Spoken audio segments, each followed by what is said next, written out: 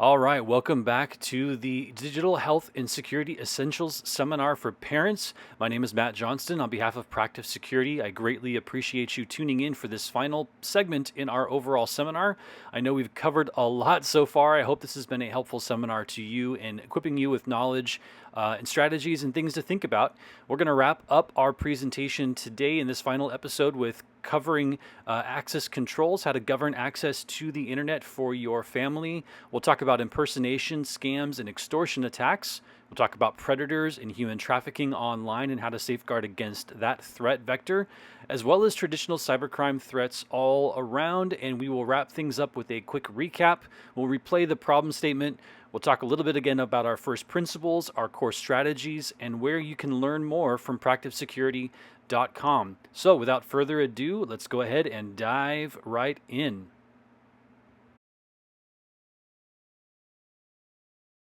All right, next we're going to talk about controlling internet access. There's multiple avenues by which our kids have access to content on the internet and different ways that they can be exposed to online influences. And remember, whatever we become aware of, that is the initial lure for influence, because what we're aware of contributes to what we're thinking about. What we're thinking about contributes to what we know, and what we know influences, of course, what we're how we're acting out, or how we are living our life. So we need to spot all the different sources, content sources, that our kids have access to, so that we know what they're under influence by and how they're under influence, and so we can safeguard those. But really, any place where they can come across ideas or images or videos or messages, these are all sources where our kids can be introduced to potentially harmful content that we need to control. So think about websites and apps. So it's the web browser being able to generally search the internet or find images on the internet, find web pages, but also that can happen through apps and through the app store. Think about who they're communicating with and the methods of communication. A lot of apps and games have in product or in app communication features. So your kids can use a parent app and then communicate with peers or unknown partners or people through that app. This is especially true of online gaming. Media, of course, in any form, social media, new media has interactive capabilities, and even music, just through like iTunes or music stores or the Google Play Store. Kids can get access to music that has various forms of influence based on the media of the medium of the music itself, as much as the messaging of the music. So when we're thinking about content controls and making sure our kids are protected from potentially harmful or influential content online, we need to think about all the places that is possible, all the places where they can be exposed to online content. Now, I want to talk a little bit about how to control that. There's main ways that you can control your kids' access to content. Well, I guess there's one main way, and that's just to opt out altogether and for them to not use technology, and then they will not be exposed to these sorts of things. But if they are using technology, there's two main ways you can control what they have access to online, both in terms of applications and web properties, as well as the sort of content that they can access once they are on those different web properties. There's what's called network based access controls or app controls or content controls, and there's device based. We talked about the device based solutions earlier on, tools like Bark and Custodio, and then even built into the Apple iOS ecosystem. There's ways that you can define what sorts of content and tools and websites and apps and communication applications your kids can use via their device. The value of those on device solutions is they follow the device wherever it is. So wherever your kids go, they have that same set of content controls and an application and media controls that are on that device. The downside to those software-based solutions is they are very limited in terms of what they have visibility into. They're very limited into what sorts of controls can be implemented on the device. They're easy to remove or disable, and there are easy ways for kids to work around whatever those controls are. The positive side of those solutions is, again, they follow the device. So wherever your kid is, they have the same level of access controls. And they also often have active reporting and notifications for parents so you can see with detail whatever it is your kids are using their device for. Now, there's lots of limitations around that. Bark, in particular, has a lot of apps that they don't support, including apps that I recommend from a security point of view. So if you're going the software solution route on device, just know that you're kind of entering into a very limited world of what you can control, but it is a persistent control that that you can apply to the device no matter where it is. I personally prefer network-based controls and the principle of not letting our kids have access to technology on demand wherever they are continually. And when they do have access to the technology, it's purpose built. So going again back to the principle of divesting technology off of the smartphone, dispersing it across purpose built technology, which again reintroduces the identity and value of individual things in a hierarchy of value system across all of life. So I recommend this approach instead for content filtering. Use a network-based solution. So your home Wi-Fi router, whether it's Eero or Netgear or TP-Link or Asus or pretty much any of the mainstream big providers of Wi-Fi hardware, they all typically have a service that you can subscribe to that gives you the ability to create profiles for devices connected to your home Wi-Fi network. And within those profiles, you can set restrictions on what sort of web content, what sort of applications, what sort of communications that they can use, as well as time-based controls, as well as just overall blocking access to the network at all for certain periods of time. So I think this is a really strong way to build controls in your home because this can be enforced across all the devices regardless of when your kids are using them. And you can set some very specific boundaries that are device specific. You can set different profiles depending on if it's for your kids or for your device or a shared computer or a TV or a gaming console, whatever the case would be. You can set up different profiles to allow them access to resources based on the nature of the device. And you can also set up time-based controls to let them use those devices at certain times of day or for certain durations, and then completely block access to the network at all at times when you can't supervise them or when it's inappropriate for them to be using the device. And again, the reason I really like these is they apply across every system on your entire network at home. And of course, the big disadvantage of that is they don't follow your device off your network and outside of the home. So if your kid does have a smartphone that they take with them somewhere else, you lose these restrictions.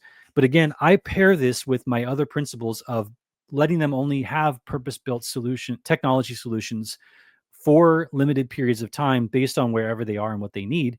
So they won't have full access to the internet when they're away from home, even if I do give them a loaner smartphone to use for that period of time. But this is a really strong way that you can look at implementing really high value content controls through your own home network in a way that is highly effective, probably more effective than on the individual device. Now, the big wild card to this is when you're using network based solutions, they don't work if you are using VPN on your local device, or at least they're less effective when you're using VPN on a local device. So for your kids, disable VPN if you have it installed while they're under the guardianship of your network-based controls. But otherwise, this is a very strong way for you to be able to limit and govern what they can do online and through the internet in general. Okay, in addition to that, we do need to make sure that we're teaching our kids safe browsing and safe online search techniques. I have a dedicated article and a video presentation on this where I walk you through some safe browsing and safe search principles, but I'll touch on those really quickly here. The first strongest principle you can teach your kids and implement in your family for safe browsing is make sure that any web browsing that's done by your kids is done in public view. Use a family or shared computer in some open space of the house so they're not doing unstructured and ungoverned searches and exploration of the internet online content in any sort of private setting. You really want to prevent that. You don't want your kids to be able to go off and search the deep darkness of the web in some sort of form of privacy. So first principle, make it in public first and foremost. Next principle is only as approved. I don't allow on-demand access to the internet for our kids really any time of day. And for our in public devices, they don't have the password anyway. They can't log in. So it's only on approval, only on authorization by my wife or I, only for with time-based limitations, and only under supervision and under our view. The third is use a secure browser. I recommend only Firefox or DuckDuckGo as web browsers. Safari, if you're an Apple user, is okay. But even if you're an Apple user, I recommend you install Firefox or DuckDuckGo as your default browser.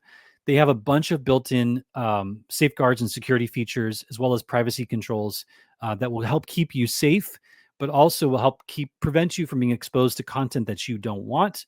But Follow my instructions in the video that's relayed here in our larger article to know how to best leverage those features and make sure the configurations are all set right in your browser.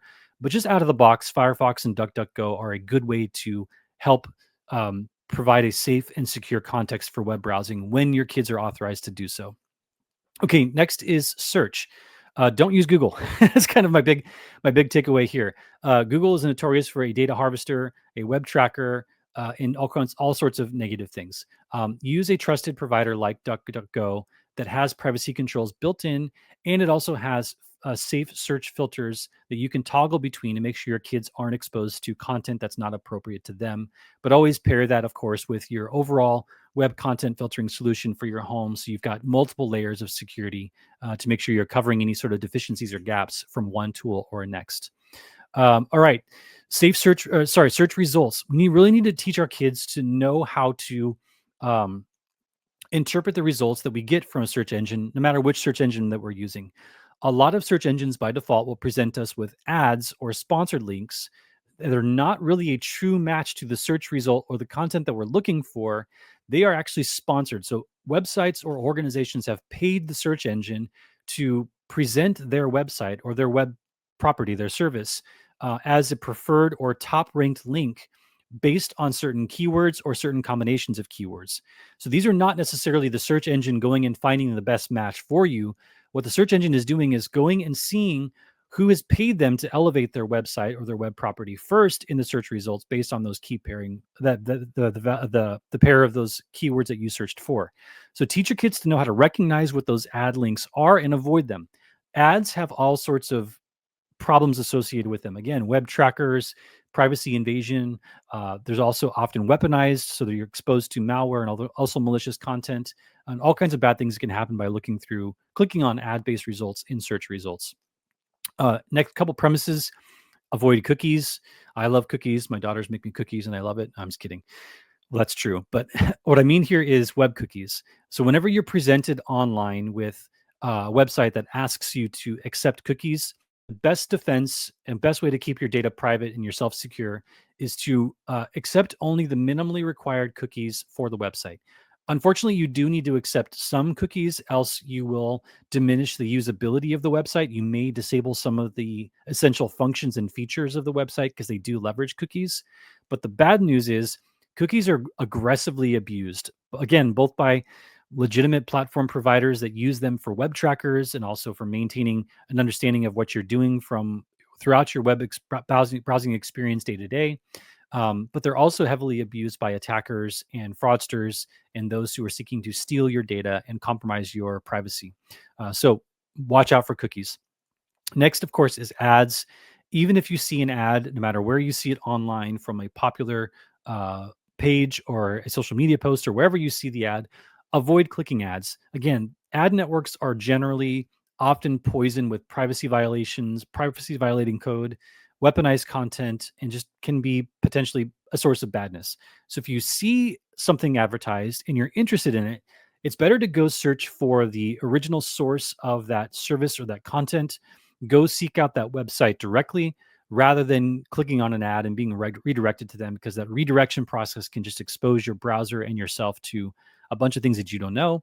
They can also redirect you to landing pages for something other than what is actually advertised in the presented version of the ad that you see.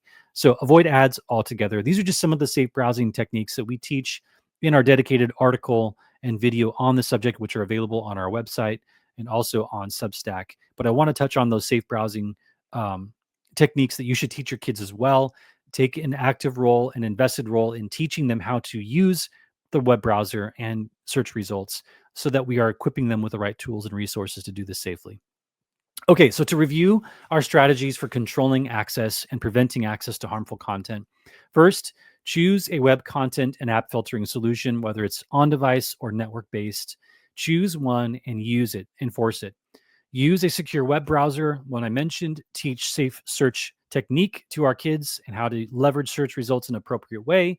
Only let them have access to the internet as needed and by your permission in a public place for a defined time that is supervised, and make sure you're monitoring their web activity and you can review it once they're done to make sure you understand whatever it is that they've been exposed to the full extent that you can. Very simple to look at web browser history, but they shouldn't be in a way in a place or time where you're not supervising them anyway, but you can check their web browsing history anyway to see whatever it is that they've landed on in the course of their session time. All right. Next section we're going to talk about is impersonation and extortion when our privacy is exploited and weaponized against us. Okay, so let's dive into it. Bullying and extortion. These are kind of the two big areas that we want to focus on. So know, first of all, that, and teach your kids this, whatever they share online, selfies, images, pictures of themselves, whatever, it is creating an opportunity for someone who has potentially malicious intent to take our story and take our images and use them as a form of extortion against us. This is actually very, very common. Unfortunately, and I don't understand why this is so, but unfortunately, I understand from our current dating culture in the world, it's common for young adults and teens to share intimate photos of themselves, as way of introductions, or I don't know, advertising themselves to a potential love interest. I don't really understand why they're doing this, but it is happening. And so what's happening is predators are lurking online, finding access to our kids, again, via whether it's via games or social media or however they're getting access to our kids or direct messaging. They're claiming to be a love interest or a friend interest, and they're asking for this sort of content to be shared to them, like send me a selfie of you in this position or this pose or whatever. And our kids are doing this for some reason. They are doing it. I think it's to build relationship or, again, potential love interest, whatever the case would be. And a lot of times, the person on the receiving end, they're impersonating, um, uh, or they're falsifying their interest, or they're impersonating a love interest or a friend interest in order to harvest this information from our kids so they can use it against them. There is an article I just read recently, and again, this happens a lot. You can do some searches on this, and you'll find a lot of references to this. But this one particular article struck me as tragic, and part of the catalyst by why I wanted to finally do practice security as a business. But a young man found who he thought was an attractive young woman online, and he was trying to build a relationship with her. And at one point, she asked him to send some intimate images of himself, and he did. And then right away, uh, the she on the side of this relationship was unmasked as an extortionist. Someone, it was actually a man who was posing as a girl in order to create this exact scenario that played out over time. And as soon as the young man, the victim young man of this story, shared the intimate image of himself, the fake girl, the impersonated girl, responded with like something like, "Thank you. Now I'm going to post this on social media and share it with all of your friends and family. I have your contact list and your friends lists unless you pay me this ransom." And unfortunately, the kid was so distraught by the turn of events that happened, they ended up committing suicide. He didn't have the money and was afraid of the public disclosure and is embarrassed by what he did. He wrote a suicide note explaining all this and then took his own life. And unfortunately, this is happening quite a bit, far more often than you would think. And so it's very important for our kids to know that it's very inappropriate to share a lot of personal things about us online, even if it's being requested by personas who we're engaged with. We really need to make sure that we're only sharing personal details with persons who we know and can validate in all of life. We can vouch for personally and hold them accountable to physically, and people that we don't just meet online or virtually engage with. But we also need to be very careful about the nature of the content that we are sharing online, even with people that we don't know, because we can't actually validate who they are.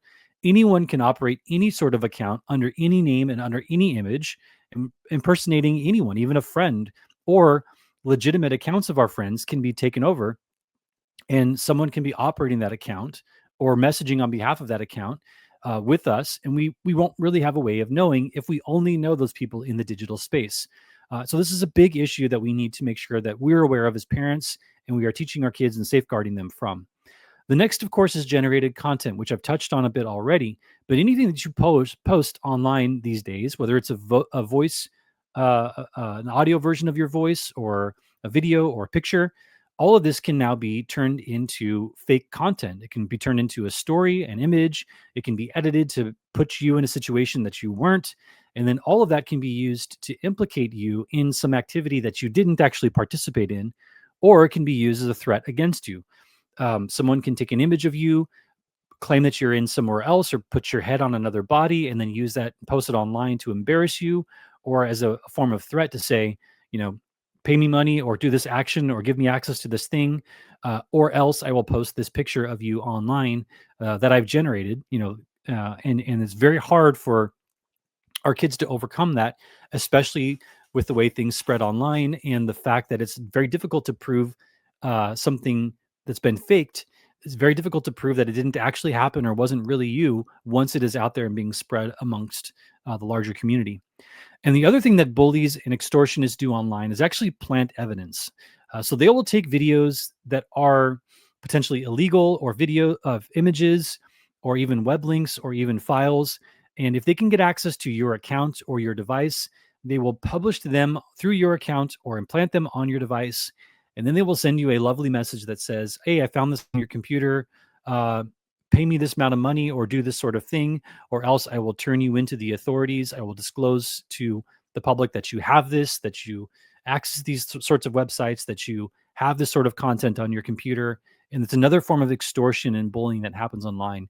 Most of these scams, call them scams, are run by professional fraudsters and adversaries who are actively looking for this sort of opportunity to use whatever it is that we're sharing or whatever access we are exposing online, to use it against us. And so we need to be very, very diligent and teach our kids to be very diligent and actually just guard them against, protect them against from being able to overshare online anything that can be used against them or modified to be used against them, or expose them to someone using something that they've posted against them in some way. So there's another topic that's related to this. It's called emergency calls. It's a scam where basically someone uses some form of content that's been shared by your kids. Usually, this is a voice imprint, or yeah, mostly taken from a video or for a call or something where the adversary can record your child's voice, even in little bits, but just enough to be able to recreate sentences allegedly spoken by your child. And what ends up happening is they will run that through an AI generator to create a fake scenario, and they'll call you at your home phone number or on your cell phone, and that AI generated voice of your son or daughter will speak a scenario to you that is designed to freak you out, cause panic, and get you to do something, like typically pay a fee or transfer money or something, do some sort of financial transaction in order to get your kid out of the scenario. So it works like this: you get a call in the middle of the night from a voice that sounds like your kid and says, "Hello, it's me. I've been in a car accident. The guy I hit is really mad. I think he's going to hurt me if I don't pay him for the damages. He wants $1,000 transferred to him right now. Can you transfer money to this guy? I can put him on the phone so you have his Venmo account." But they'll create some sort of dire scenario, and they'll use the likeness of your child, whether it's their voice or images, or spoof their phone number in order to make you think that this situation is really happening, to lure you and to trick you into doing whatever it is that they're asking you to do.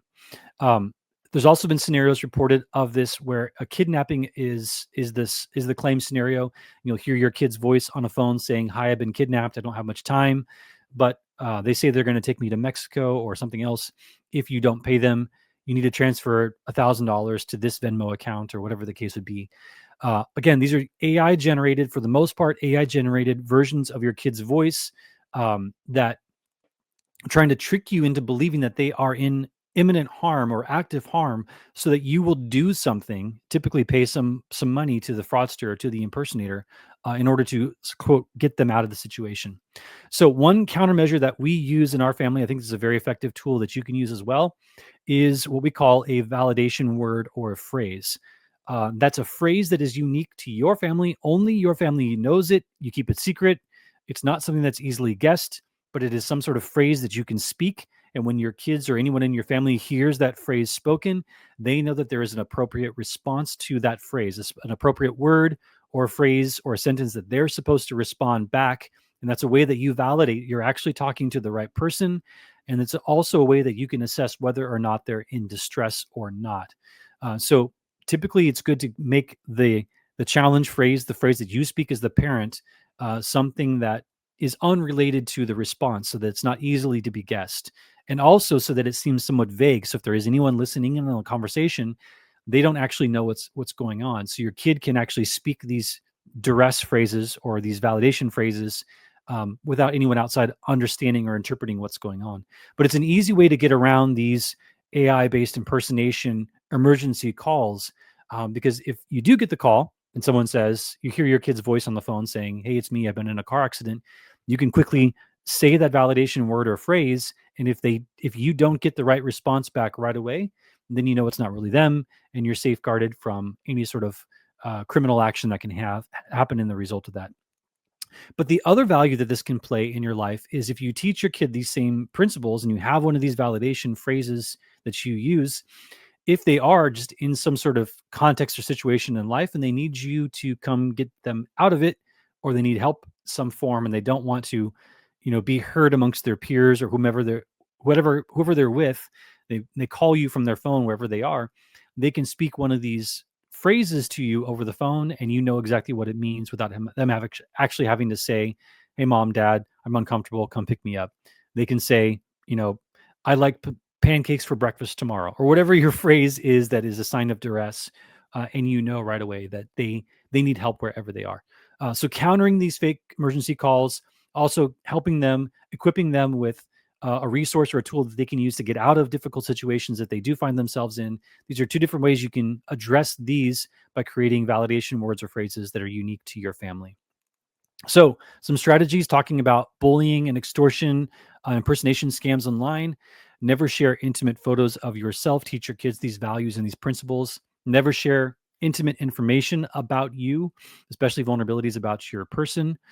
Never assume control or privacy over anything that you share publicly. Once it's gone, it's gone. You've lost access to it. Avoid gossip. This is another way that a lot of sensitive information is shared about people, is gossiping, and then that can be used against you. So and so told me that such and such happened. Validation words and phrases, which we just discussed, and then protecting your accounts and access, which we'll dive into here in a moment. Okay, let's talk about predators and trafficking now. We've talked about this quite a bit, but again, just focusing through these different core principles and providing you with strategies to address each of them under our overall context of higher level strategies. Let's talk about predators and trafficking. So, I've mentioned this before, but really just to remind you, nearly all cases of human trafficking these days start with some form of online engagement. They typically start by a personification or some sort of fake relationship, by which the predator or the trafficker tries to build trust with your kids. Usually, they're going to be impersonating a peer or another friend, or potentially an interested adult who wants to engage with them and participate in whatever that they're doing and affirm whatever it is that they're engaged with online, whether it's gaming or social media or chatting with them.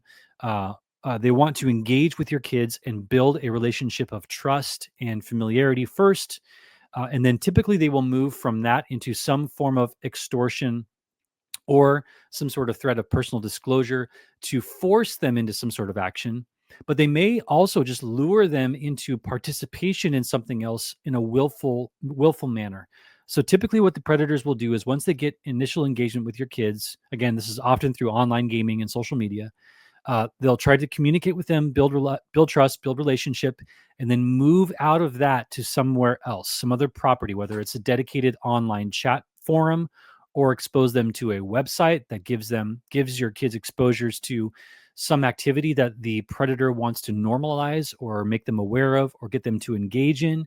They'll try to move to some form of direct messaging so that they can privately communicate with your kid. And again, encourage them towards participation in an activity or further a place of deeper trust and ongoing relationship, ongoing affirmation of whatever participation that they are encouraging your kid to engage in.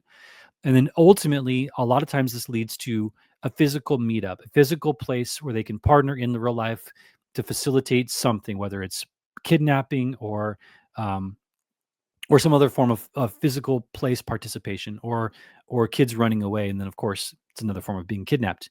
But not always. A lot of predators and traffickers are actually looking to get your kids to participate in things online that feed their own dark world for different reasons. Some of these predators want participation. They want to build a community of participation around them because that normalizes and it feeds their own fetishes. And so part of the online predator and trafficking world is actually a lot about exposure to behaviors and themes and concepts online that get your kids to participate in them willfully, get them addicted to it willfully, and then eventually that can lead to the deeper, darker world um, in which those activities are normalized, whether that's human trafficking or kidnapping or other forms of physical abuse. But predators are very, very good at doing all of this.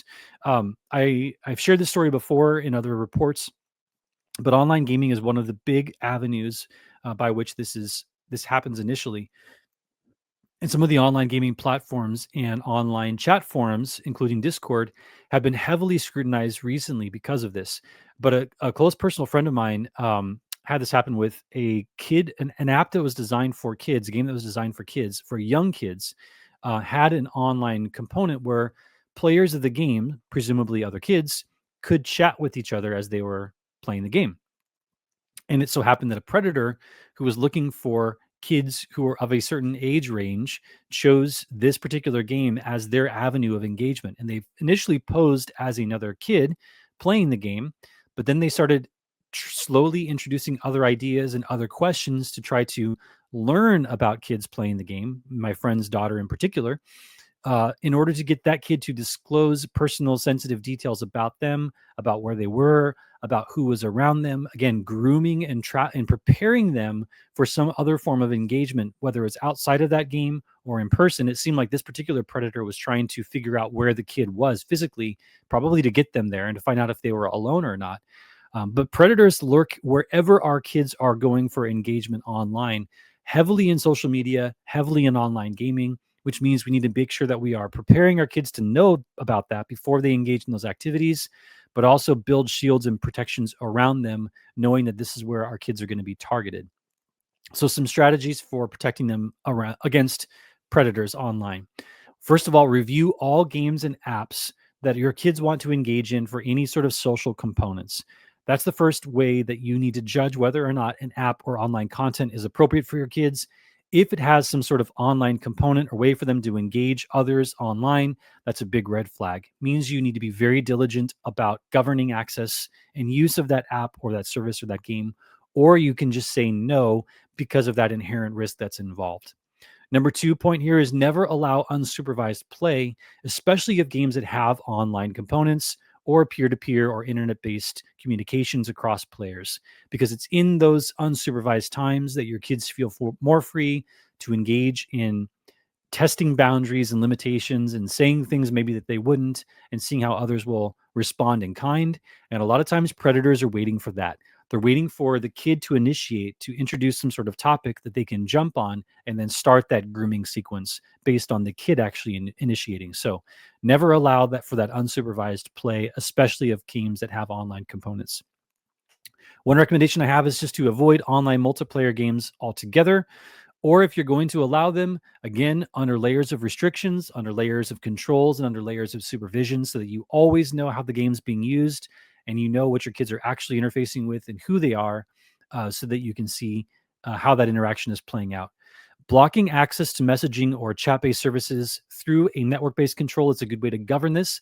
Again, a lot of times predators will try to initially engage our kids in however they come across them, whether that's social media or games, but then they will often attempt to get your kids out of that game and into some other online chat forum so that they are more free to converse. Sometimes the online games and the apps actually have content restrictions, so certain themes can't be discussed or will be blocked, or they'll be detected because of the things that they speak through the in-app messaging services. So a lot of times predators will try to get your kids to use a different secondary or alternative communication tool so that they can speak more freely without oversight and the risk of being detected and shut down.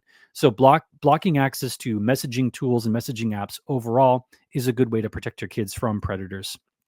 Also, training our kids to ignore and report any contact. If someone reaches out to them online, someone they don't know, or through a game or through an online forum that's unfamiliar to them, they should ignore those ignore those contacts, and then let you know about them so that you can follow up however you need to. Also, monitor all use of the messaging apps that they do have access to. So, if you do allow them to message you through their smartphone, make sure that you're checking and seeing who they're communicating with. Get that device on a regular basis, have them check it into you when it's not in use, and review how they're using it and who they're communicating with. Both this is true through the native messaging apps as well as through in-app communication tools. And finally, participate with your kids. Play along. Play the games that they're playing, but play them alone. I do this. I've got these silly apps that are designed for kids installed on my phone, apps that my kids have become aware of and interested in. I'll install them and play them first and see what the experience is like, see what the features are, see what themes are present in the game before I say, yes, this is safe for you. Now you can go use the game or use the app if I think that it is safe and suitable for them to use. So participate, play along with them, make sure that you're exploring all the aspects of whatever it is that they're engaging in to be able to spot dangers and issues that might crop up. All right, next we're going to talk about cybercrime and sort of the traditional threats to our access to our data and our assets and how to safeguard against those sorts of things. So the traditional cyber threats that we know exist on the internet are one of those things that seems like they are off the radar of most parents, based on the reporting that I've seen regarding top concerns of parents. They're primarily focused on mental health, but cybercrime is a very, very big problem, and so it's worth our attention both now to protect our kids today, but to also train them and gear them up for making sure they're secure and safe in the future. So let's talk a little bit about the main techniques and tactics that hackers and cyber criminals use to attack all of us all the time. So first thing, I want to set some size and scale around the scope of the underground economy, which is the phrase we use to describe the global criminal underground that operates online. So the the underground economy is considered somewhere between the third and fifth largest in the world, depending on the year and the statistics of how different nation states are doing economically. It's right around the third to fifth largest economy in the world if you were to take all cybercrime and bundle it together as if it was its own entity or nation or organization. It is actually rampant and generally unpoliced on the internet. That means adversaries are operating with impunity across the entire internet, dropping weapons all over the place, and generally operating in an unchecked manner. It is a very, very big problem. Criminals typically operate. They can operate alone. They can operate in groups of cooperation as what we call cybercrime gangs. There are professional organizations that operate, large scale businesses that are cybercrime organizations. And then there are, of course, nation states that sanction individual actors as well as run entire organizations themselves that conduct espionage and other forms of revenue generation. I mentioned this in our first introduction piece on this topic, or in this presentation. Um, but the nation of North Korea, they primarily monetize their weapons development program through cybercrime. Just to give you one example of how big a problem this really is. But the weaponization of the internet itself is a profession, and it feeds a very dark and very large underground world that is rampant with all sorts of crime, human trafficking, drug trafficking, weapons trafficking, not just cybercrime, but it feeds the overall underground economy with wealth and riches. So some of the ways that the adversaries still like to work today in targeting us is through malicious links. They can be poison websites or spoofed or fake websites. Either way, they create links that they send to us. And when we click on the link, it takes us to a malicious website that loads malicious code in our browser and then runs code on our computers that commits some form of harm. Or it can be a website that is spoofed. It looks like a legitimate website that we know and trust. And so we enter our sensitive information into that spoofed website, and they use that as a means to harvest our information. But sending us malicious links, whether it's SMS or an email or through social media or any sort of online forum, is a very common way that hackers lure us to access their web-based content that is harmful to us and to our computers. Of course, installing malware is still a very prominent tactic that adversaries use. We used to call these viruses back in the day. But malware has many forms, many functions. It can do lots of different harm depending on the nature of the malware family. It can run software on our computer. It can collect data off of our computer, like our usernames and passwords and credit card numbers and browsing history. And it can also be a backdoor that allows a remote actor to be able to access and use our computer for whatever they want to. So lots of reasons that bad guys want to install malware on our devices, but it's very, very common. The other thing they're often trying to do is just get access to our accounts. If they can steal our credentials and log in, whether it's to our bank account or social media account or email account, whatever the case would be, anytime they can log into one of our services and use it, they can either use it to impersonate us or to gain access to our sensitive information or to use that access to get access to services. They can log into our bank account and do a transfer wire. They can log into our Amazon account and make purchases delivered to them. They could do a lot of things by just getting access to our accounts, which is another reason why that is a highly targeted thing that they like to do. And of course, identity theft and financial fraud is a very, very big problem. It's very common. I was subjected to 2 identity theft scams this year alone. People calling me, claiming to be a credit card company, claiming that I had fraudulent charges on my credit accounts and that they needed a bunch of information from me in order to remedy the situation. Those were both identity theft scams that actually happened over the phone, but it's still very common. Of course, impersonation and hijacking scams are very, very common. This is when either an adversary impersonates someone else and contacts you. They've hijacked someone's account and they're claiming to be someone that they're not, and they're contacting you to get you to do something because you trust who they claim to be. Or they're doing the reverse. They're gaining access to your resources and impersonating you in front of others to get them to disclose or take an action based on whatever it is they want that other person to do, thinking that they are thinking that they are you. And finally, extortion and destruction scams. So there's a lot of malware that is actually destructive in nature, but not just malware. There's a lot of operations on our computers and devices that bad guys can execute that are harmful or destructive, destroying our data, encrypting our data, making it unusable or inaccessible, or any other sorts of forms of extortion that force us into paying them money or doing something on their behalf at the risk of losing access to our devices or losing access to our data or losing access to our accounts. Those are all different forms of extortion and destruction. And again, these are rampant techniques that are constantly happening across the internet all the time. The internet is loaded with weaponized websites, malicious content, and our browsers are constantly being fed code that is designed to exploit them if they're not patched and not safeguarded, to install malware and to compromise our accounts and our devices in various different ways. So the primary attack vectors that adversaries like to use, of course, first of all, is messaging of any sort, because through messaging, they can send us interactive links. They can send us files that they want us to open. They can send us links to messaging through social media or through other chat and online gaming forums or through SMS. And again, that's the way that they get us exposed to websites or exposed to web code, whether that exploits us into clicking things or releasing information or entering information on a spoofed website, or it compromises our browser or our device and forces our technology to run code that the bad guys want to run in order to do the malicious things that they're doing. So email, social media, chat, SMS messaging, web browsing, and websites and phones are primarily the main vectors or tools that adversaries will use to engage us in some form of attack. Now, the weaponized web, I want to talk about this for a minute because it's something that I think we misunderstand. I think a lot of times we assume the internet is safe and secure and that organizations are doing everything in their power to make sure their web properties are safe. Unfortunately, that's not true. There are a lot of websites that have legitimate websites that have some code vulnerability or use some third-party service that has a vulnerability.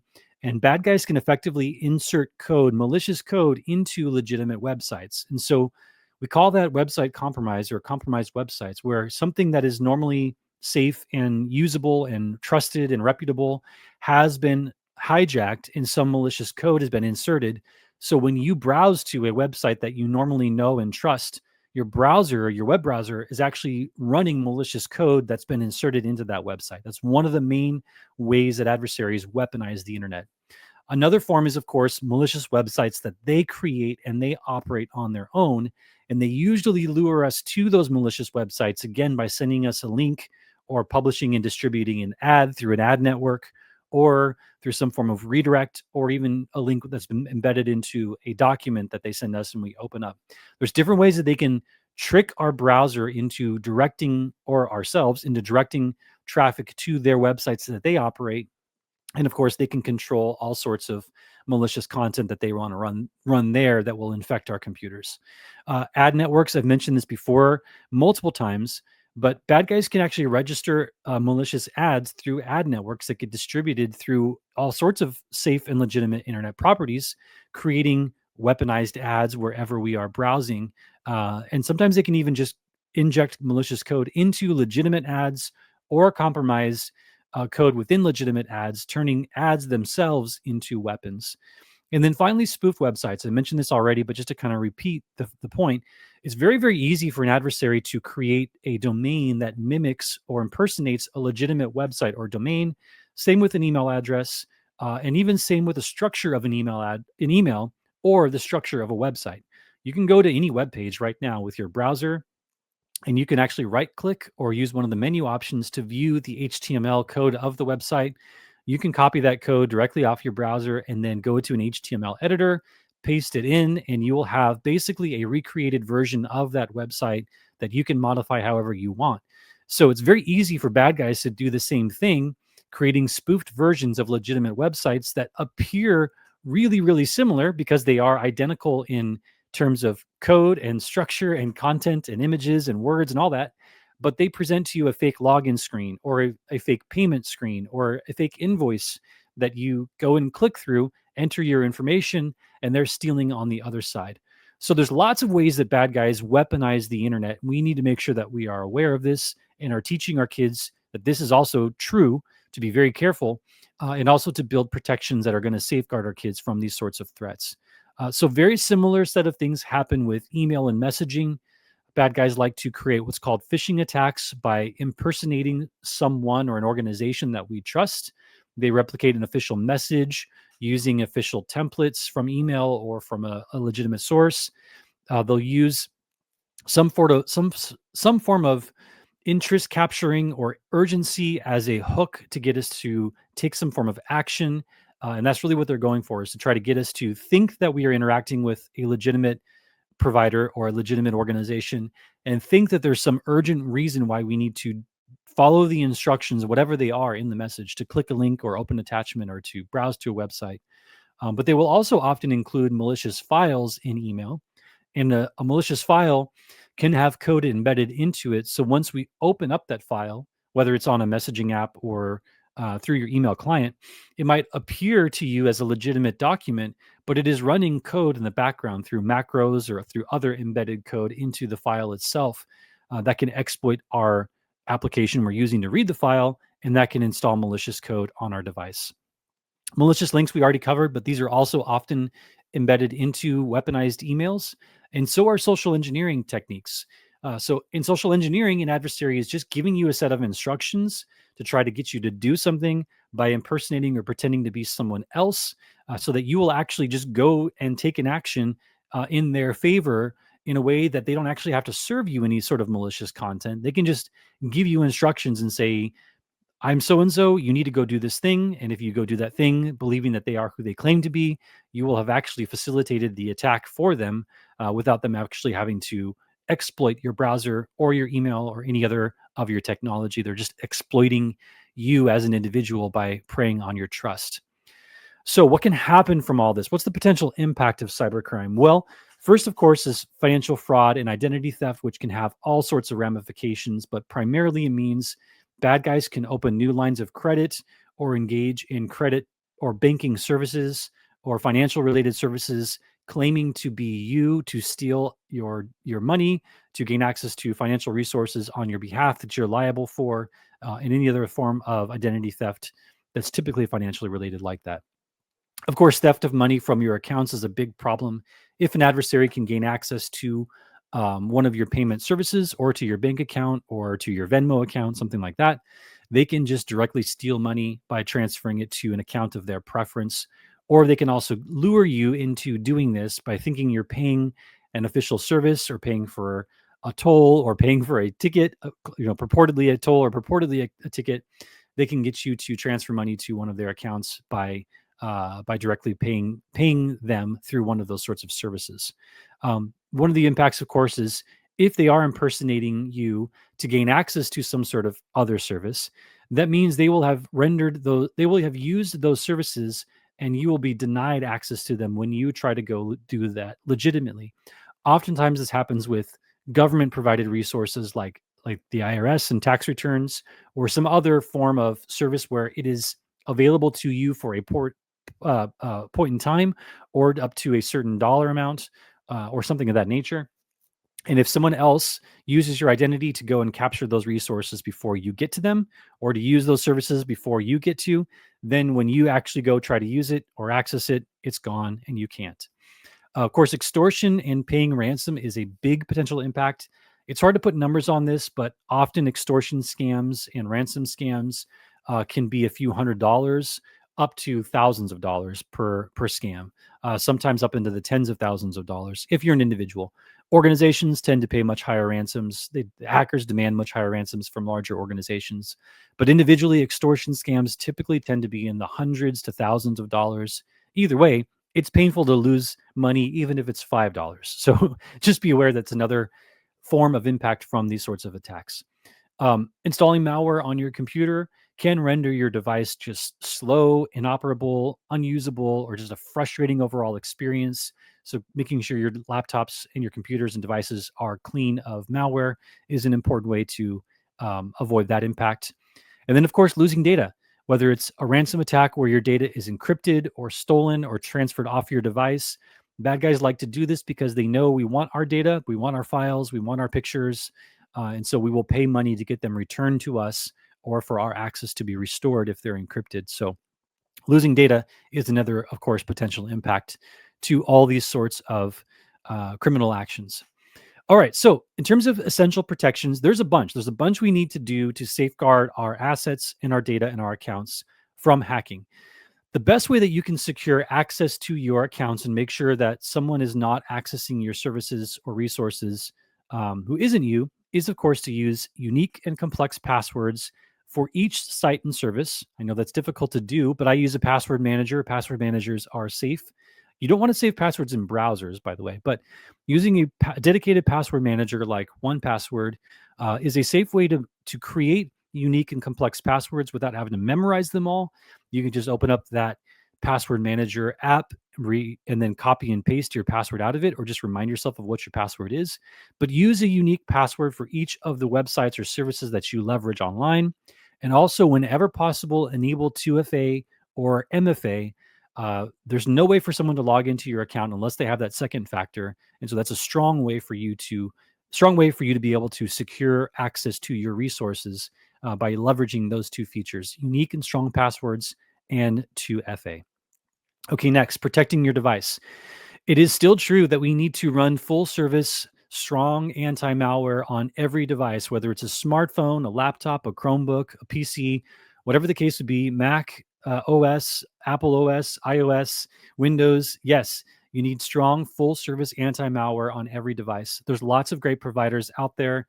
McAfee, Bitdefender, Malwarebytes are some of my favorites. Norton is still a strong service, but make sure you use a full service licensed version of their software. Take advantage of all the benefits from a strong anti-malware service, and make sure you're installing updates and patches on your device, their operating system, and applications on a regular basis to keep them safe from malicious code overall. Secure browsing. We talked about this already quite a bit, but make sure you're using a secure web browser like Firefox or DuckDuckGo. They have a bunch of built-in features to keep you safe by default, but limiting cookies, blocking ads, and blocking scripts in websites are three strong ways that you can keep your browser from running malicious code on websites that have been compromised or poisoned. And then using content filters to limit access to different websites is also a strong way to prevent you from accessing inadvertently spoofed websites, or also poison websites based on web content filtering solutions that we talked about before. All right, in terms of email security practices, Validating the sender and the nature of the email is a super easy way, an effective way to limit phishing emails, or limit becoming victimized by faked emails that try to prey on your trust. So look for little things like making sure the email address in the sender field actually matches who the email claims to be. Make sure the name matches in the email address, matches whomever it is sent you the message. Look for any kind of spelling mistakes or in the message body. Look for any kind of incongruity, anything that doesn't quite add up or make a lot of sense. Look for signs of impersonation or things that just don't seem right. These are all telltale signs of impersonation or phishing attacks. It can help you keep safe from clicking on links or opening file attachments that might be embedded therein. We do have a full, by the way, I should have mentioned this before. We do have dedicated articles to each of these areas of protection. So if you want to learn more and you want to go into the depth of each of these, we do have dedicated articles available to you at practicesecurity.com for members to walk through the details of each of these strategies. I'm just trying to give you introductions and the quick hits for each of these to move us through. For SMS security, same thing. So simple way to guard yourself from scams that you'll receive via SMS is just to ask yourself this question: should I be receiving this message, and would this person be communicating to me in this way? And then just avoid clicking on links that are sent to you via SMS in general. A lot of the scams that are circulating today via SMS are very obvious. If you get a traffic signal violation SMS message, it's simple just to ask yourself, why would that particular municipality have my cell phone number? How would they have my cell phone number? And is that the way the police department really issues citations? Or same thing for toll services. Toll scams are very common SMS-based scam where you get a text message that says you drove through this toll and you didn't pay. You owe us $20 or whatever the case would be. Just ask yourself, like, how would the toll booth have my email address or my SMS number? A lot of times you don't even disclose that information to the I'm forgetting, to the DMV. So how would a private toll institution have access to that same information? So that's just an easy way to safeguard yourself against those sorts of messages, and teach these principles to your kids as well. Is just, why would I really be receiving this sort of message from this person? Would they really be communicating this way to me about this particular topic? And it's an easy way to spot those sorts of scams. And the same thing is true of phone-based scams. If you ever receive a call from someone claiming to be an authority or a provider, find some way to validate that. You don't have to respond to an unsolicited call no matter what. You can always say thank you very much, hang up the phone, and then call whomever it is that they claim to be and ask them if that's really a legitimate call or not. But your internet service provider is probably not going to call you about problems with malware on your computer. Microsoft is not going to call you with tech support unless you've already contacted them for some reason. Your bank's not going to call you and ask you to open a new line of credit. There's limits to what these providers will do, and there's easy ways to detect these phone-based scams by just, again, getting out of the situation, going to the legitimate provider directly yourself and asking if that's really something that's going on and whether or not you should respond. But these are ways that you can safeguard yourself, of course, online, but also teach these principles to your kids so that as they're using internet-based services, they know to watch out for these same things and can avoid becoming victimized by all of them. Okay, so let's bring this all together. We need to remember the core problem, that our kids are under the influence from all sorts of online places, all sorts of platforms and media and apps and attention grabbers are capturing our kids' attention and constantly feeding them with things that they want to influence our kids by, to ruin our ability to pay attention to things that really matter, to get us addicted to meaningless things and get our kids addicted to meaningless things that are transforming the way that we understand the world and ourselves and our relationships, that are depleting our ability to keep things ordered in their proper value system, in a proper hierarchy of values. So we're getting lost in the chaos of all these things. And fundamentally, our kids are really lacking meaningful shepherds in their lives. This is really a recap of the problem that we face. Is the online world is really just not a safe place at all for kids, and it is designed to be a place of constant influence. It's ruining our ability to find meaning in all of life because it is flattening all things through the technology and through the platforms, and all of that is just creating a sense of chaos and it is ruining ruining our mental health in all the ways that we've described so far. So to recap our first principles again, the internet is not for kids. We just need to remember that it is not a safe place for them to venture into for all the reasons that we've already discussed. And so that's a foundational principle we need to remind ourselves, that kids should not have ad hoc access to go and explore the internet and to use internet services without our direct supervision, oversight, and permission. Next, first principle is we need to remain grounded in the truth, the real world, the reality of real people, our belief systems, our faith systems, the continuity of the family story that we belong to fundamentally. Always remain grounded in the reality and the truth of the real world around us before we engage in any online solution or service, and make sure that the majority of our experience is in the truth and not in the virtual world. We need to also remember that social media in particular is for adults only. There's lots of reasons for this, but primarily because there's just great potential for influence and the general ensnaring of our attention and our minds and transformation of who we are into something else through the social media platforms. Another core premise we talked about was not just simply opting in, going with the flow, going with ease and efficiency, and then turning our kids, over to the machine to let the machine do with our kids whatever it wants. We need to make sure we're taking an active participation in shepherding our kids through their entire use of technology, especially with what they're doing online.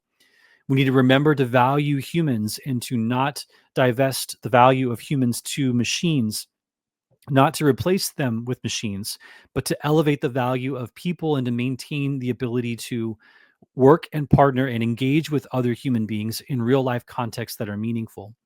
We need to attend to our story. This is different parts: attending to our story and paying attention to our story. It's both, which means we need to be giving our full attention to what matters the most, making intentional decisions in life that are going to support and continue our story, and make sure that we're safeguarding that story from harm, from intervention, and from manipulation.